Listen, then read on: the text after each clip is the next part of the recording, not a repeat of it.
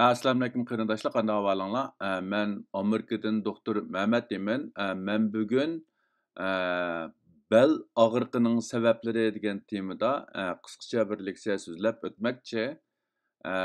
Men bu leksiyada asosliqi mushu bel og'riqining ifodalari, uni keltirib chiqargan kasalliklar yoki u kasalliklarning turlari, anandan keyin qandaq qilib bu bel og'riqdan saqlanish va bel og'riqini bartaraf qilish to'g'risida qisqacha bir tushuncha berib o'tmoqchi.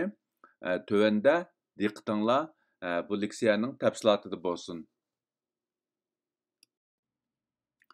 Bel og'rish hamma yoshda bo'libmi, o'rta va yashanganlarda ko'p uchraydigan kasallik alomatlarining biri bo'lib, u ba'zi kasallarda asosli kasallik alomati hisoblansa, yana ba'zi kasallarda bel og'rish qo'shimcha yoki ergashma kasallik alomati hisoblanadi. Bel og'rish butun dunyo miqyosida kishilarning ishdan qilish, ya'ni xizmatdan qilish va meyib bo'lib qilishning asosli sababi bo'lib, agar vaqtida doktorga ko'rinib, to'g'ri tadbir ilinsa va vaqtida davolash ilib berilsa, ko'pincha bel og'riqni yengillatgili va meyiblikqa taraqqiy qilishning oldini olg'ili bo'ldi. Bel og'rish, muskul og'rish, bel tilish, ichishish, kuyish yoki pichoq sanjigandek bo'lish qatorliqlarni o'z ichiga oladigan bo'lib, ba'zida og'riq tuvan tarafga yoki parchoqqa tutashsa, yana ba'zida bel og'riqi yuqori tarafga kengaydi. Shundaqla belni akkanda, ig'ir narsa ko'targan vaqtida yoki yo'l manganda og'riq ig'irlashidi.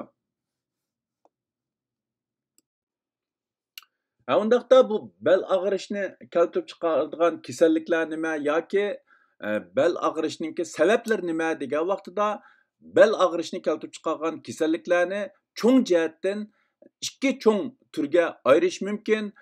Uning birinchisi mushu umurtqadagi binormallik yoki umurtqadagi kasalliklar sababidan kelib chiqqan bel og'rish. Yana birisi bo'lsa umurtqadan boshqa a'zolarningki binormalligi yoki u a'zolarda bo'lgan kasalliklar sababidan kelib chiqqan bel og'rish.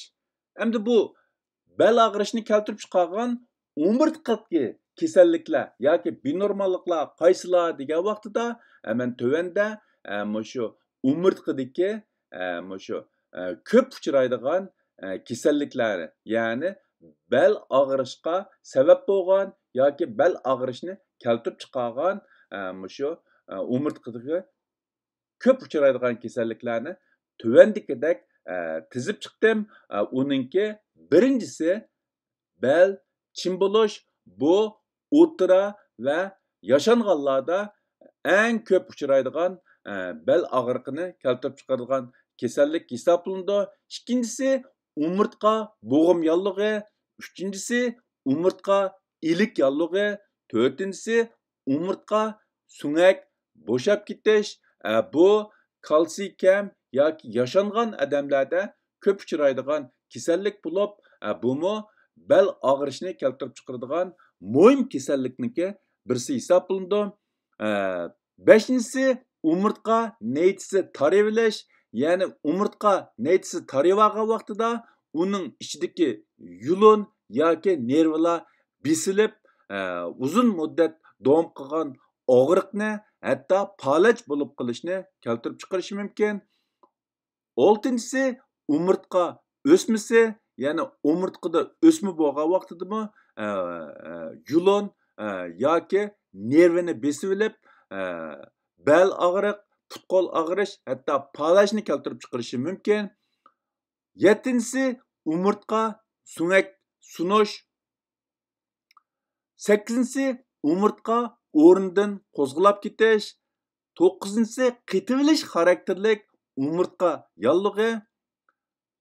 10-si umurtqa qorilib ketish. Mana bular umurtqada bo'ladigan bel ağrışını keltirip chiqaradigan, ko'p uchraydigan kasalliklar bo'lib, buningdan boshqa yana nurg'un kasalliklarmi bel og'rishini keltirib chiqarishi mumkin. Men bu yerda faqat eng ko'p uchraydigan mushu umurtqadagi kasalliklar, ya'ni bel og'rishini keltirib chiqaradigan umurtqa kasalliklarni qarindoshlar bilan o'rtoqlashdim.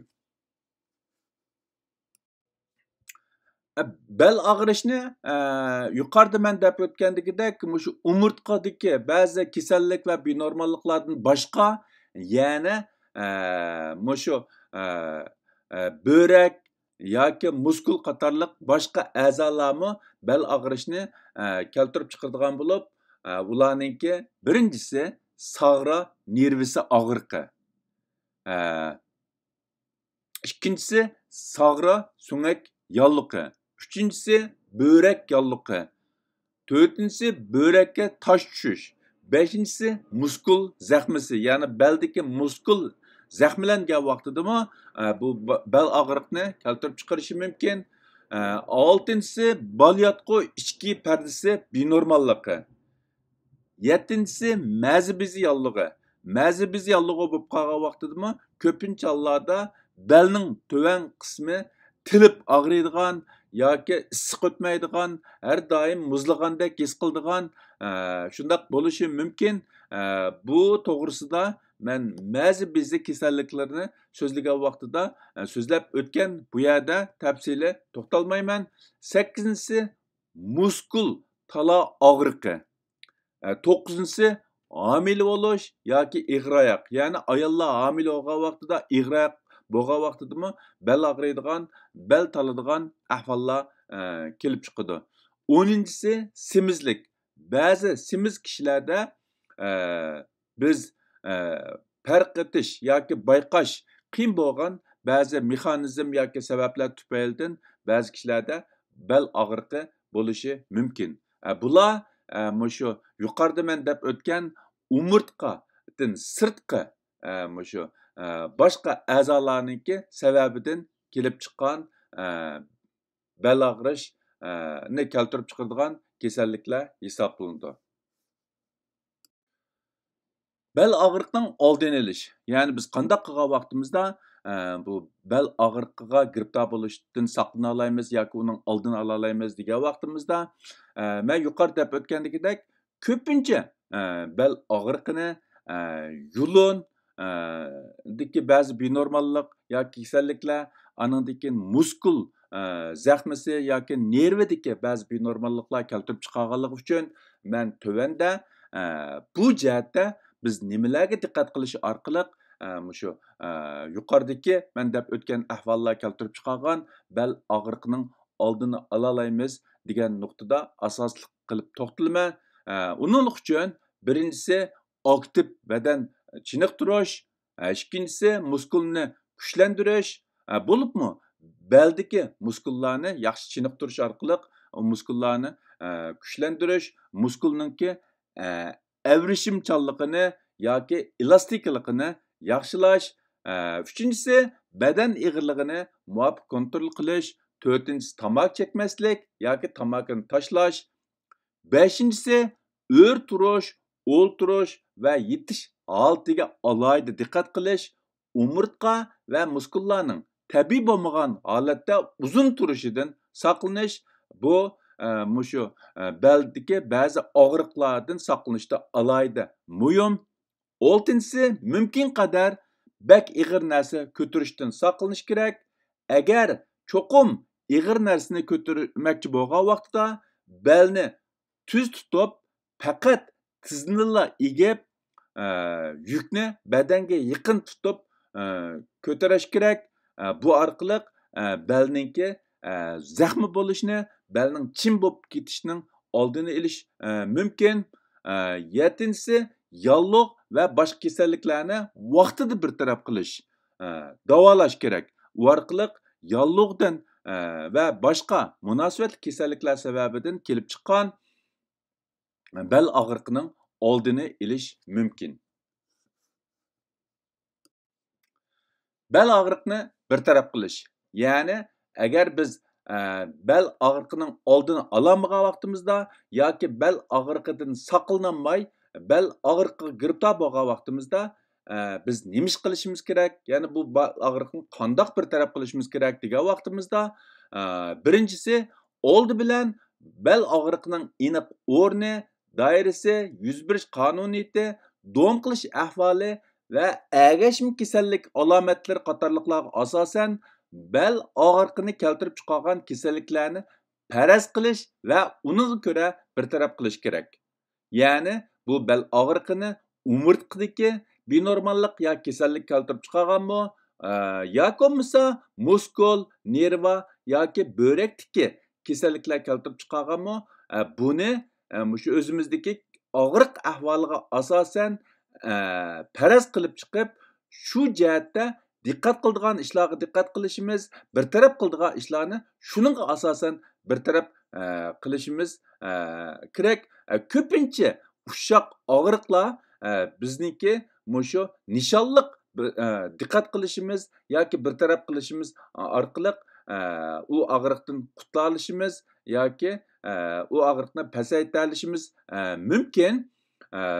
Agar